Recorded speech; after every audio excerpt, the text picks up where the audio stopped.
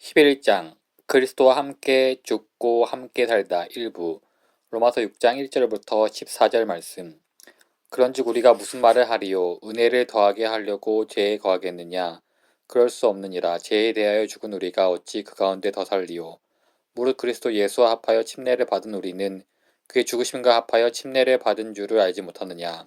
그러므로 우리가 그의 죽으심과 합하여 침례를 받음으로 그와 함께 장사되었나니 이는 아버지의 영광으로 말미암아 그리스도를 죽은 자 가운데서 살리심과 같이 우리로 또한 새 생명 가운데서 행하게 하려 함이라.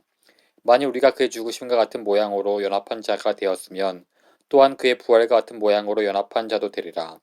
우리가 알거니와 우리의 옛사람이 예수와 함께 십자가에 못 박힌 것은 제 몸이 죽어 다시는 우리가 죄에게 종노릇하지 아니하려 함이니 이는 죽은 자가 죄에서 벗어나 의롭다 하심을 얻었음이라. 만일 우리가 그리스도와 함께 죽었으면 또한 그와 함께 살 줄을 믿노니 이는 그리스도께서 죽은 자 가운데서 살아나셨음에 다시 죽지 아니하시고 사망이 다시 그를 주장하지 못한 줄을 아미로다. 그가 죽으심은 죄에 대하여 단번에 죽으시며 그가 살아계심은 하나님께 대하여 살아계심이니 이와 같이 너희도 너희 자신을 죄에 대하여는 죽은 자요 그리스도 예수 안에서 하나님에 대하여는 살아있는 자로 여길지어다. 그러면 너희는 죄가 너희 죽을 몸을 지배하지 못하게 하여 몸의 사욕에 순종하지 말고 또한 너희 지체를 불의의 무기로 죄에게 내주지 말고 오직 너희 자신을 죽은 자 가운데서 다시 살아난 자 같이 하나님께 드리며 너희 지체를 의의 무기로 하나님께 드리라. 제가 너희를 주장하지 못하리니 이는 너희가 법 아래에 있지 아니하고 은혜 아래에 있습니다.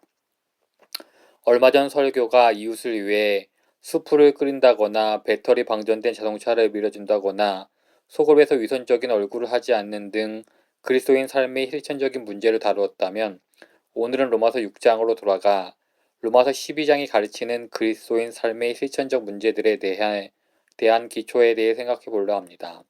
로마서 6장은 그리스도를 닮은 참된 사람이 되는 것에 대해 말하면서 우리 삶을 위한 견고한 기반들을 다져줍니다.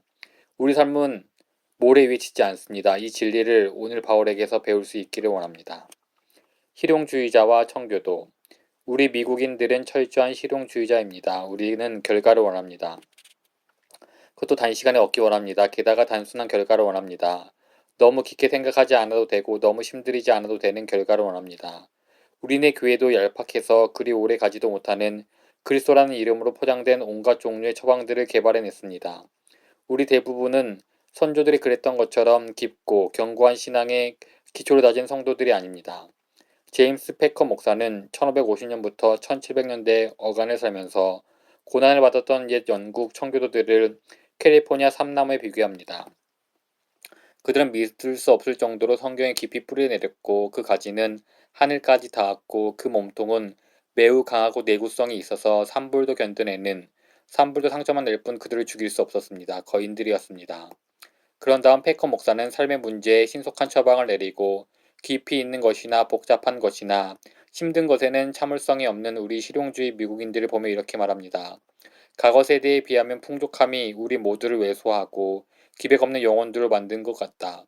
실용주의자와 청교도의 차이점은 이렇습니다. 실용주의자들은 로마서 6장에서 8장의 깊은 안반 위에 형제와 환대와 진실한 사랑이 깊이 뿌리내리기까지 참고 기다리지 못합니다. 칭의에서 12장이 말하는 실천적인 적용으로 곧바로 넘어가고 싶어합니다. 그냥 목록만 주세요. 뭘 해야 할지만 말해주세요. 하면서 표면적으로 나타난 문제를 당장 해결하는데 급급합니다. 청교도들은 달랐습니다. 그들은 로마서 속에서 신자들의 삶이 다른 방식으로 세워지는 것을 보았습니다. 지혜로운 자가 되고 삼나무가 되고 폭풍 속에서도 흔들리지 않고 말할 수 없는 고통 속에서도 유익한 존재로 머무는 것은 쉽게 단시간에 되지 않습니다. 로마서는 2장 분량이 아닙니다. 16장 분량입니다. 5장에서 12장으로 건너뛰지 않습니다. 로마서는 우리를 경건의 뿌리로 깊이 이끌어 실천 목록을 지은 사람들이 아니고 견고한 생명과 능력과 거룩함과 지혜와 사랑을 갖춘 사람들로 변화시킵니다. 그러니 지금부터 저와 함께 몇 주 동안 로마서 6장을 살펴보겠습니다. 죄를 지어서 은혜를 더하게 한다? 1절입니다. 그런즉 우리가 무슨 말을 하리요? 은혜를 더하게 하려고 죄에 거하겠느냐? 즉 죄 용서가 보장되어 있고 오직 믿음으로 하나님과 화목할 권리를 소유하고 있으므로 계속 죄를 지어도 될까요? 바울의 대답은 2절에 나옵니다. 그럴 수 없느니라. 절대 그렇지 않습니다. 은혜를 더하게 하려고 계속 죄를 지어서는 안 됩니다. 왜 안 됩니까? 바울은 질문 형태를 답변합니다. 2절 하반절입니다. 죄에 대해 죽은 우리가 어찌 그 가운데 즉 우리가 죄에 대해 죽었기 때문에 계속해서 그 가운데 살 수 없다는 말입니다. 이 대답은 두 가지 질문을 낳는데 오늘 아침 이에 대한 답을 해보려고 합니다. 첫째, 죄에 대해 죽었다는 것은 무슨 의미입니까? 둘째, 그 가운데 더 살 수 없다는 말은 무슨 의미입니까? 혹은 다른 방식으로 질문을 바꿔보겠습니다. 우리는 어떤 의미에서 죽었습니까? 그리고 우리는 어떤 의미에서 죄를 넘어섭니까? 우리는 죽었고 그런 이유로 계속해서 죄에 거할 수 없다는 이 두 가지 놀라운 주장들이 무엇을 의미합니까? 여기서 주의해야 합니다. 너무 무겁고 너무 깊고 너무 복잡한 문제라는 생각이 듭니까? 나랑 별로 상관없는 일이에요. 그냥 다른 일을 위해 따뜻한 수프를 끓이고 배터리 고장난 차를 밀어주고 형제를 사랑하는 것에 대해서만 말해주세요. 저는 그저 실용주의자일 뿐입니다. 이렇게 생각하는 분들에게 말씀드리고 싶습니다. 10년, 20년 혹은 50년 동안 성실히 세금 납부한 것으로 여러분을 규정짓지 마십시오. 성경이 여러분을 규정하게 하십시오. 바울은 12장에서 이런 실천사항들에 대해 말하지만 6장을 그냥 건너뛰지 않습니다. 단지 열심히만 살면 된다고요? 여러분은 지금 해안가의 거대한 삼나무 대신 늪에 있는 부들이 되기로 선택하고 있습니다. 오늘날 교회 외에도 삼나무들, 지혜로운 자들이 보이지 않습니까? 우리가 로마서 6장에 대해 너무 참을성이 없기 때문입니다. 여러분이나 저나 동일하게 뿌리 내리기에 힘써야 합니다. 첫 번째 질문입니다. 바울이 2절에서 우리가 죄하여 대하여 죽었다고 했는데 무슨 뜻입니까? 여기서 우리는 그리스도인, 즉 믿는 자들입니다. 3절에서는 우리를 그리스도 예수와 합하여 침례를 받았던 사람들이라고 밝히고 있습니다. 침례는 그리스도인이 될 때 경험하는 것이므로 바울 2절에서 죄에 대해 죽은 우리, 침례받은 신자들가 어찌 그 가운데 더 살리요? 라고 말했을 때 이는 그리스도인, 즉 믿는 자들에 대해 말하는 것입니다. 우리는 죄에 대하여 죽었다. 그래서 우리의 질문은 이것입니다. 모든 신자들이 죄에 대하여 죽었다는 것은 무슨 뜻인가? 이에 대한 설명으로 가장 중요한 구절은 아마도 5절일 것입니다. 만일 우리가 그의 죽으심과 같은 모양으로 연합한 자가 되었으면 또한 그의 부활과 같은 모양으로 연합한 자도 되리라. 여기서 바울이 하는 말은 우리 사고로는 잘 납득이 가지 않습니다. 그래서 우리가 납득할 수 있도록 말을 바꿔보겠습니다. 그가 말한 것은 믿는 자들에게는 그리스도와의 연합이 있다는 것입니다. 우리가 그의 죽으심과 같은 모양으로 연합한 죄가 되었다는 말에 주목하십시오. 그리스도와 그리스도인 사이에 연합이 있어서 하나님은 그리스도에게 일어났던 일을 우리에게 일어난 일로 여기십니다. 그리스도의 죽음은 우리의 죽음이 됩니다. 하나님께서 이 연합을 만드십니다. 고린도전서 1장 30절은 여러분은 하나님 때문에 그리스도 예수님 안에 있게 되었다고 말합니다. 그리스도의 죽음으로 우리의 죽음으로 여기는 방식으로 하나님의 신자들과 그리스도 사이의 연합을 구축하십니다. 그래서 2절에서 죄에 대해 죽은 우리가 어찌 그 가운데 더 살리요? 라고 물을 때 그리스도가 죽으셨을 때 그리스도와 함께 우리가 죽었음을 말합니다. 그리스도의 이 죽음은 역사 속에서 그리고 단번에 일어나는 사건입니다. 그리스도는 역사 속에서 단 한 번 죽으셨지만 이 죽음은 믿음을 통해 지금 우리에게 적용됩니다. 그래서 5절은 우리가 그 죽음과 연합되어 우리가 죽었다고 말합니다. 하나님의 관점으로는 그리스도가 죽으신 그날에 우리도 죽었습니다. 이제 몇 군데 다른 말씀을 살펴보며 이를 확인해 보겠습니다. 6절입니다. 우리가 알거니와 우리의 옛사람이 예수와 함께 십자가에 못 박힌 것은 이 구절은 우리가 죽었다 혹은 우리가 그의 죽으심과 같은 모양으로 연합한 자가 되었다를 다른 방식으로 표현한 말씀입니다.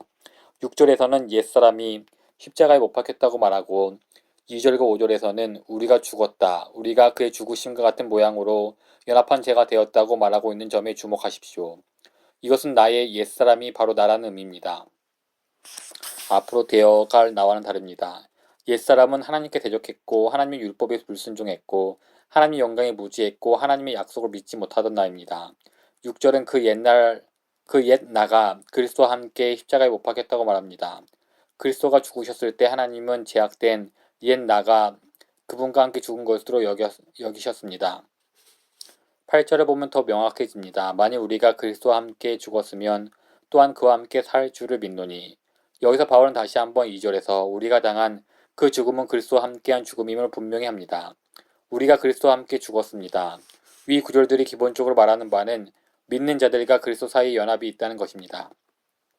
그것이 5절의 요지입니다. 로마서 5장 12절에서 21절을 다룬 몇 차례의 설교를 모두 들으셨다면 이미 익숙할 것입니다. 그 설교에서 우리는 하나님이 아담과 그의 자손들 사이에 연합을 이루셨고 그리스도와 그의 사람들 사이에도 그에 상응하는 연합을 이루셨음을 보았습니다. 정죄는 우리와 아담의 연합으로부터 왔습니다. 칭의는 우리와 그리스도의 연합에서 옵니다. 이제 로마서 6장 5절에서 바울은 그 연합을 더 분명히 드러내며 그것을 칭의뿐 아니라 성화와 연결시킵니다. 그것은 첫 번째 질문에 대한 바울의 대답입니다. 바울이 2절에서 죄에 대해 죽은 우리가 어찌 그 가운데 더 살리요?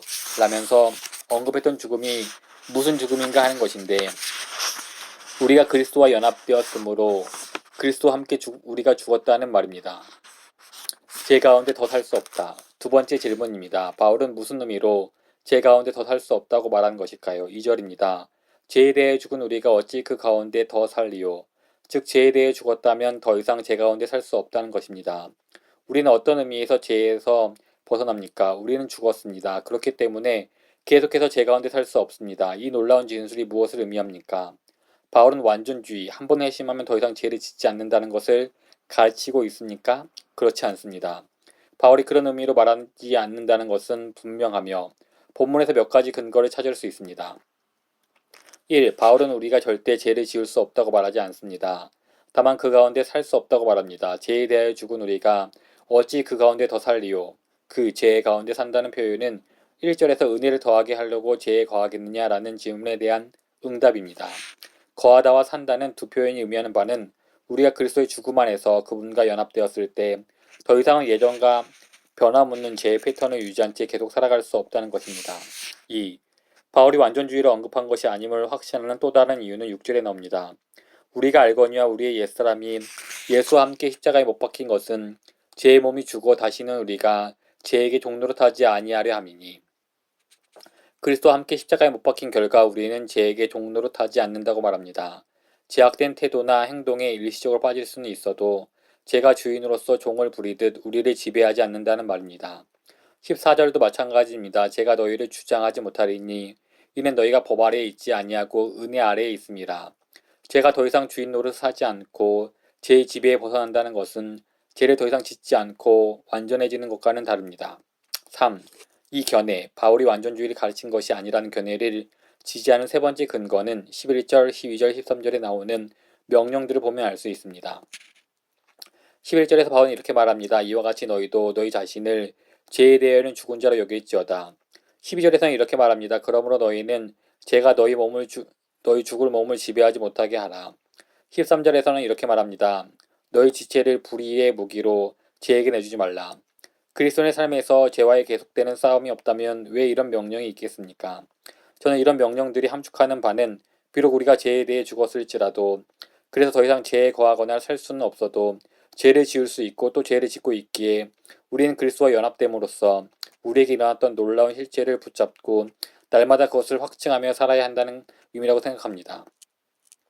스스로 죽은 것으로 간주하고 죄가 왕노릇하지 못하게 하고 지체를 죄에게 내주지 말아야 합니다. 우리는 그리스도와 함께 죽었고 죄에서 자유로워졌다. 우리는 그리스도와 함께 죽었고 죄에서 자유로웠다는 이 두 가지 요지에 대한 결론을 내리겠습니다. 1. 그리스도 안에서, 즉 5절 말씀에 따르면 하나님께서 세우신 우리와 그리스도의 연합 안에서 우리는 죄에 대해 죽었습니다. 이것이 의미하는 바는 우리는 실제 지위상으로나 정체성에 있어서 완전히 그리고 최종적으로 죄에 대해 죽었다는 것입니다. 죄책과 죄의 권세에 대해서도 마찬가지입니다. 이것은 결정적이고 반복될 수 없고 바뀔 수 없는 사실입니다. 이것은 우리가 죄에 맞서는 모든 전쟁의 기틀이 되고 거룩함 가운데 이루어지는 모든 진보의 기초가 됩니다. 2. 그리스도인의 삶은 그리스도와의 연합 안에서 이렇듯 죄에서 자유로워진 지위와 정체성을 이미 그리고 아직으로 경험하는 삶입니다. 역사적으로, 최종적으로, 불가역적으로 예수 그리스도에게 그리고 그분 안에 있는 우리에게 일어났던 일은 우리 삶에서 단번에 그리고 완전히 적응되지는 않습니다. 지금은 어느 정도 완벽히 어느 정도 점진적으로 적용되다가 장차 올 세대에는 완전히 모두 적용될 것입니다.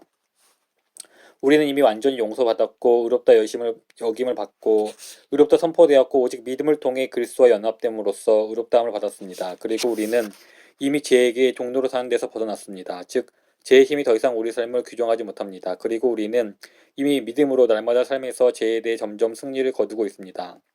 하지만 우리는 날마다 삶에서 이 땅에서의 경험은 아직 완전하지 않습니다. 우리는 여전히 믿음의 싸움을 싸워야 하고 그리스도와 연합되었다는 것이 무엇인지 믿음을 통해 삶에서 날마다 경험해 가고 있습니다. 바울은 빌립보서 3장 12절에서 이런 식으로 표현합니다. 내가 이미 얻었다 함도 아니요 온전히 이루었다 함도 아니요 오직 내가 그리스도 예수께 잡힌 바 된 그것을 잡으려고 달려가노라. 이미와 아직이 보입니다. 그리스도는 완전함과 영원한 복락을 주시려고 바울을 붙잡으셨습니다. 그 사실은 바울은 안전합니다. 지금 바울은 그리스도에게 붙잡힌 바 됨으로써 그리스도 안에서 하나님이 이루신 놀라운 역사를 날마다 확인해 가고 있습니다. 결론. 우리는 형제에게 따뜻한 음식을 대접하고 배터리 방전된 친구의 차를 밀어주고 속을 안에서 서로에게 진실하도록 자유를 얻고 부르심을 받았습니다. 이처럼 그리스도를 드러내는 모든 아름다운 일들은 그리스도가 죽으셨을 때 우리를 위해 일어났던 일뿐 아니라 믿음 안에서 우리 안에서 점진적으로 일어나는 일이 있기에 가능합니다. 그것들이 심오하고 영광스러운 기초가 됩니다. 요약. 우리가 그리스도인이라면 5절에서 말한 것처럼 하나님이 우리와 그리스도 사이의 연합을 이루셨습니다. 이 연합 때문에 우리는 그리스도가 죽으셨을 때 그분과 함께 죽으셨습니다. 우리가 죽었으므로 지금은 본질상, 즉 우리와 그리스도의 연합 안에서 죄책과 죄의 권세로부터 자유롭습니다. 그리고 이러한 흔들릴 수 없는 지위와 정체성으로 말미암아 우리는 이미 의롭다함을 받았고 상당히 성화된 존재이지만 아직 완전하지는 않습니다. 그러므로 그리스도 안에 있는 우리의 모습이 자신의 실제 모습이 되도록 삶에서 날마다 위대한 거래를 확증해 가십시오. 어떻게 그렇게 할 수 있는지는 다음 주에 알아보겠습니다.